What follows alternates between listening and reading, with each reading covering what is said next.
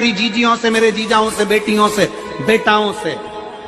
मंजिल तक पहुंचने के लिए पांव की जरूरत होती है और शंकर तक पहुंचने के लिए भाव की जरूरत होती है। मंजिल तक पहुंचना है तो पांव की जरूरत होगी और शंकर तक पहुंचना है, शिव तक पहुंचना है, शंकर से कुछ प्राप्त करना है, झोली पसार कर अपनी झोलियों में खुशियां प्राप्त करना है तो भाव की जरूरत होती है, केवल भाव। आप कितने धनपति हैं, कितने करोड़पति हैं, कितने सत्तापति हैं, कितने वैभवपति हैं, कितना आपके पास में वैभव है, कितना धन है, कितनी संपदा है, वो कोई मायना नहीं रखता। आपका भाव कितना है, शंकर जी के प्रति आपका दिल कितना है, भगवान शंकर के प्रति आपका भाव कितना है, वो देखा जाए। और कभी मौका लगे ना तो एक बार सीहोर कुबेरेश्वर धाम रुद्राक्ष महोत्सव में आकर देखिएगा। हीरे की चूड़ियां पहनने वाली मेरी जीजियां, जिनके घर में 10-10 नौकर काम करते हैं, वो भी कुबेरेश्वर धाम में बर्तन मांजने की सेवा करती हैं, आकर सेवा में लगी रहती हैं, भोजन बनाने की सेवा करती हैं। जिनके घर में 10 नौकर लगे हैं वो कुबेरेश्वर धाम में आकर बाबा की सेवा में लगती हैं। उनसे पूछो कि तुम क्यों सेवा करती हो, उनसे पूछो कि तुम यहाँ आकर क्यों करती हो सेवा, तो वो कहती हैं हम साल में एक बार बाबा के धाम आते हैं और कुबेरेश्वर बाबा के यहाँ आकर सेवा कर कर जाते हैं। साल भर कुबेर भंडारी इतना देता है कि हमारी सेवा के लिए 10 नौकर लाकर खड़ा कर देता है। ये उसकी कृपा, ये उसकी उदारता, ये उसकी दया। शंकर भगवान ने पूछा कौन सा रूप, तो कि जो मैं बचपन में भजती थी, जो मैं बचपन में भजती थी, जिसको मैंने बचपन में दर्शन किए हैं, छोटा सा शिवलिंग,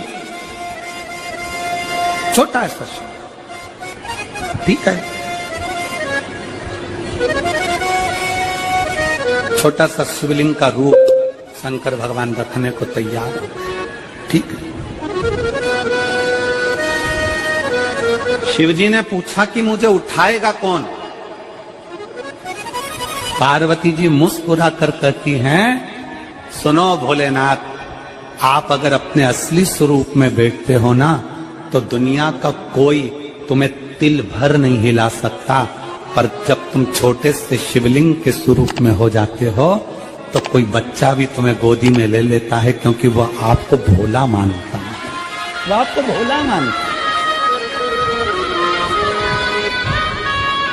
वह आपको भोला समझता है, सरल सहज।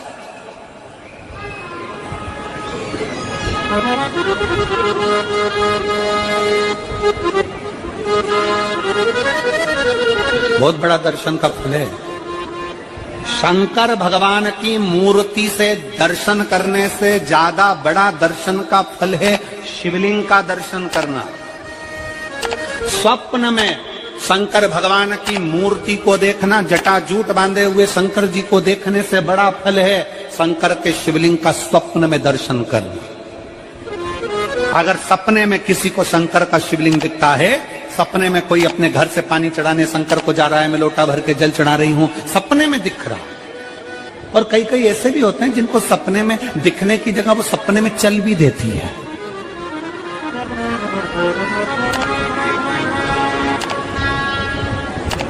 तो महाराष्ट्र में कथा थी तो वहां एक पत्र आया था, एक भाई ने लिखा था मेरी पत्नी से मैं बहुत परेशान हो गया हूं। उसका नाम हमें स्मरण में नहीं है, सिरपुर की कथा में वो पत्र था। तो उसने लिखा मैं अपनी पत्नी से परेशान हो गया हूं। तो उससे हमने एकांत में बुलाकर पूछा भाई ऐसा क्या हो गया, बता तू क्या हुआ। उसका फोन नंबर था, उसको फोन लगवाया, पूछा क्यों परेशान हो गया। उसने कहा मेरी पत्नी रात को चिल्लाती है, बोलबम का नारा है बाबा एक साथ, कभी कभी सपने में बैठकर चिल्लाती रहती है, ऐसे बैठ जाएगी और चिल्लाएगी श्री शिवाय नमस्तुभ्यं, श्री शिवाय नमस्तुभ्यं। और तो और यहाँ तक तो चल जाता है गुरुजी, पर इससे आगे नहीं चल पाता है। हमने पूछा इससे आगे क्या। नींद में रसोई घर में जाना चाहिए, बाजू में बोतल रख के सोती है ना पानी पीने की, वही बाटल उठ के मेरे को शंकर जी समझ के उंडेल देती है। दिक्कत है, नजदीक तक यहां तक भी चल जाएगा कि श्री शिवाय नमस्तुभ्यम जप है, और ये भी चल जाएगा कि बोल बम का नारा है और बाबा है, पर ये नहीं चलेगा कि वो पानी की बोतल ठंड में मेरे ऊपर डाल दे उनके लिए। हमने कहा तू कल अपनी धर्म पत्नी को लेकर आना। उसकी पत्नी आई, आंखों से उसके नीर बह रहा था, जल,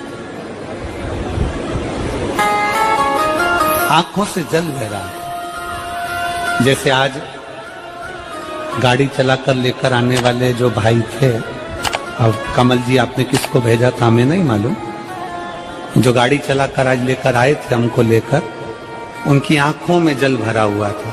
वो कह रहे थे जब पहले गुड़ियारी में कथा थी, सबसे आखिरी में बैठकर कथा सुनी थी, एक विनती करी थी बाबा से कि बाबा बस ऐसा कर देना। दूसरी कथा मैंने रायपुर के पास में जब हुई अमलेश्वर में, तब कथा के मध्य में बीच पंडाल में बीच में बैठकर सुनी थी। फिर वहां भी बाबा से एक विनती करी थी, और आज मेरे बाबा ने ऐसी कृपा कर दी कि आपके नजदीक में बैठकर गाड़ी चलाकर यहां तक पहुंचा।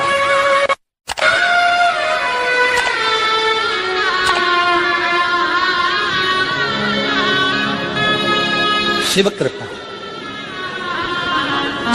गाड़ी चलाते चलाते उनकी आंख में जल था, तो हमने